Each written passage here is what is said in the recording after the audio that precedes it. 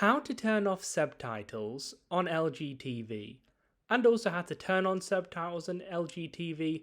Both of them, the first step is going to be going to the settings on your LG TV remote control, scrolling down until you get to all settings, then just click that middle OK button to bring up this all settings menu here on the left hand side of the screen.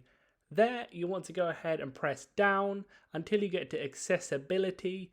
In the accessibility section, click the right hand side. There you'll be able to scroll down until you see the bottom where it says subtitles.